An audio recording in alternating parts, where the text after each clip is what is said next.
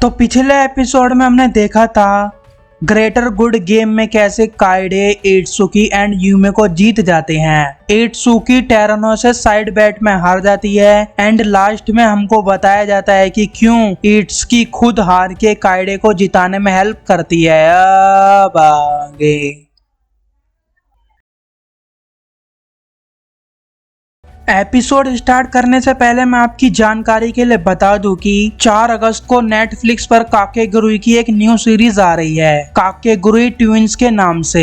अगर आपको नहीं पता कि काकेगुरुई ट्विंस क्या है और ये कब की कहानी है, क्या ये इस वाली मेन काकेगुरुई सीरीज से कनेक्टेड है या नहीं, ये सब जानने के लिए आप लोग मेरी ये वाली वीडियो देखो जिसमें मैंने काकेगुरुई ट्विन स्पिन ऑफ ट्रेलर का ब्रेकडाउन किया था। मैंने उसमें इस चीज को अच्छे से समझाया है। अब टॉपिक पर वापस आते हैं। एपिसोड की स्टार्टिंग में रूना पूरी एकेडमी को प्रेसिडेंशियल इलेक्शन की न्यूज बताती है। शो में वो सब लोग भी होते हैं जो अभी वोटिंग में टॉप 10 में हैं। स्क्रीन पर आपको सभी लोगों की रैंक दिख रही होगी अलोंग विद देयर वोट्स। रूना सभी लोगों की रैंक बताने के बाद उनसे पूछती है कि उनकी क्या होप्स है आगे इलेक्शन के लिए। सबसे पहले रूना टेरानो से पूछती है, वो बोलती है मैं क्या होप्स रखूंगी, मुझे पता है कि इलेक्शन खत्म होने के बाद मेरे पास ही सबसे ज्यादा वोट्स होंगे। उसके बाद वो यूमेको से पूछती है, यूमेको बोलती है मैं बहुत एक्साइटेड हूँ कि मैं अभी तक इस इलेक्शन में बनी हुई हूँ और जब तक मैं सब लोगों से गैम्बल खेल पा रही हूँ मैं बहुत खुश हूँ। अब जबकि ये इलेक्शन है तो मैं बेस्ट प्लेयर से मैच खेलना चाहूंगी। यूमेको किरारी को गैम्बल खेलने के लिए चैलेंज करती है। किरारी बोलती है क्या टैरोट कार्ड काफी नहीं है तुम्हारे लिए जो हमने उस दिन खेला था। यूमेको कहती है मैं एनी टाइम रेडी रहती हूँ, इवन अभी भी हूँ। सायका यूमेको से कहने लगती है ओ शट अप, तुम अपने आनंद के लिए अन्य लोगों को खतरनाक खेलों के दलदल में फंसाती हो। सायका के अचानक यूमेको पर बरसने के कारण रूना तुरंत प्रेसिडेंशियल इलेक्शन लाइव न्यूज को बंद करवा देती है जो स्कूल में सभी लोगों को दिखाई जा रही होती है। वह सब तुम्हारे मोहक मार्गों से भटक गए और हार गए, पराजित हो गए। तुम वह अभिशाप हो जो लोगों को पागल कर देता है, उनके स्वार्थ छीन लेती हो और उन्हें उनके विनाश की ओर ले जाती हो। सायका किरारी से कहती है प्रेसिडेंट हमको यूमेको को स्कूल से निकाल देना चाहिए। किरारी कहती है ओ सायका,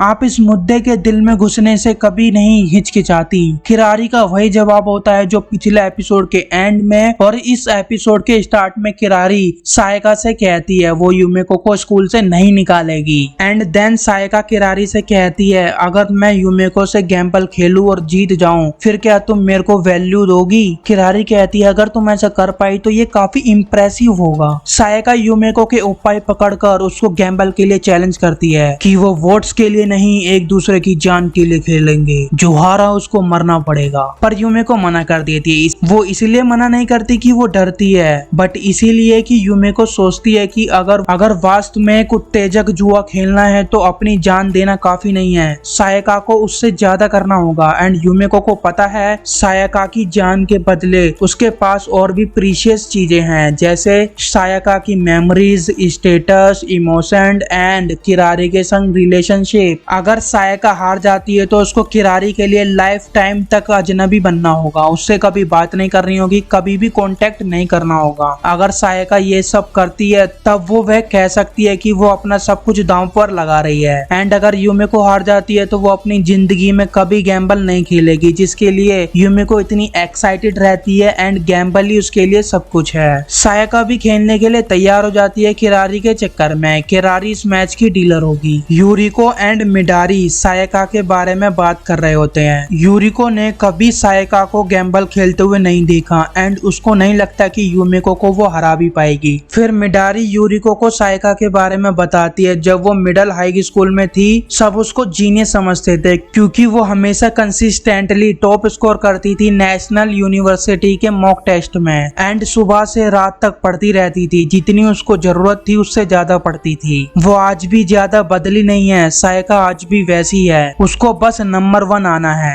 उसका टारगेट चेंज हो गया है, पहले वो एकेडमी में नंबर 1 आना चाहती थी पढ़ाई में और अब किरारी की नंबर 1 सर्वेंट बना रहनी चाहती है। किरारी उन दोनों को एक स्पेशल जगह पर लेके जाती है गैम्बल खेलने के लिए जो सिर्फ इस स्पेशल इवेंट के लिए ही बनाए गए हैं। एक टावर जो कि एक जर्नी की स्टार्टिंग एंड एंडिंग को रिप्रेजेंट करता है। उस टावर का नाम है टावर ऑफ डोर्स। किरारी उन दोनों को 5th फ्लोर पर लेके जाती है जो कि टॉप फ्लोर है, और ऊपर आने जाने के सिर्फ 2 ही रास्ते हैं। एक जो फ्लोर से लैडर कनेक्ट है, इमेज में आपको ये लैडर दिख रहे होंगे, एक तरह की सीढ़ी दिख रही होगी, और एक सेंट्रल स्टेयरकेस। सेंट्रल स्टेयरकेस सिर्फ ग्राउंड फ्लोर से टॉप फ्लोर तक ही लेके जा सकता है। बीच में जो फ्लोर है उनके लिए कोई गेट कनेक्ट नहीं है। गेम के रूल्स कुछ इस प्रकार हैं कि टॉप फ्लोर गेम का स्टार्टिंग पॉइंट होगा। सायाका एंड यूमिको को टॉप फ्लोर से ग्राउंड फ्लोर तक जाना होगा, और ग्राउंड फ्लोर पर 2 लिली के फ्लावर होंगे। उनमें से एक को लेकर वापस टॉप फ्लोर पर आना होगा।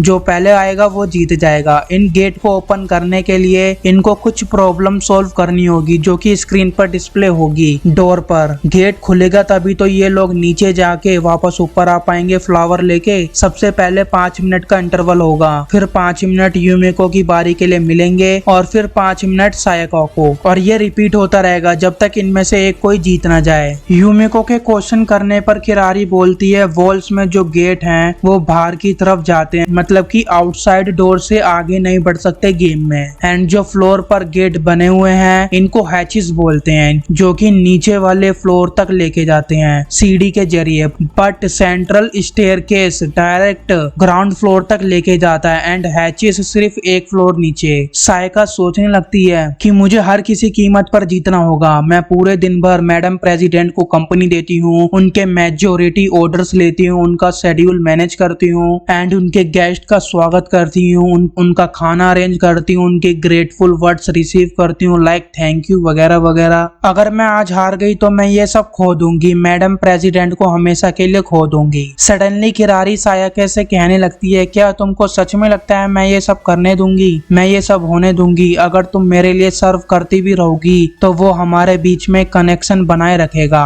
बट ये काउंट नहीं होगा कि तुमने सब कुछ दांव पर लगा दिया। तो चलो शर्त को बढ़ाते हैं, जबकि मैंने इतनी तकलीफ उठाई है इस गेम को बनाने में, इस टावर को बनाने में, तो जो हारेगा वो इधर से कूद के अपनी जान दे देगा। तुमको अपनी इंटेलिजेंस पर भरोसा करके इतना बड़ा रिस्क लेना होगा, तब तुम बोल सकती हो कि तुम सब कुछ अपना दांव पर लगा रही हो। अगर तुम हारोगी तो तुम इस रिलेशनशिप ऐसे ही थोड़ी रिडीम कर सकती हो, सो तुम मेरे लिए अजनबी की तरह मर जाओगी। पहले सायाका शॉक्ड होती है ये सब सुनकर, एंड यूमिको सेटिस्फाई होती है इस रूल से भी, पर सायाका प्रेसिडेंट की बातों को कैसे टाल सकती है? वो भी बहुत एक्साइटेड होती है कि जब वो जीतेगी तब किरारी जिस नजर से उसको देखेगी, मैं अपनी जीत से मैडम प्रेसिडेंट को अपनी साइड कर लूंगी। गेम स्टार्ट करने से पहले किरारी एक क्लू देती है इस गेम के लिए। इस टावर ऑफ डोर में करेक्ट आंसर हमेशा सॉल्यूशन नहीं होगा, सिर्फ वही सॉल्यूशन तक पहुंच सकेगा जो करेक्ट आंसर को समझ सकेगा। गेम स्टार्ट होता है। रूल्स के अकॉर्डिंग 5 मिनट का इंटरवल होता है, और हर डोर पर एक नंबर होता है, वो चेंज हो जाता है। सायका मन में सोचती है कि मैडम प्रेसिडेंट के अकॉर्डिंग आउटसाइड डोर सिर्फ डेकोरेशन के लिए है, हैच से एक फ्लोर नीचे जा सकते हैं, बट सेंट्रल डोर का क्या? सेंट्रल डोर सीधा नीचे वाले फ्लोर तक पहुंचा सकता है। इस तरह से तो हम 2 बाजी में ही गेम कंप्लीट कर सकते हैं, बट ये इतना भी सिंपल नहीं हो सकता।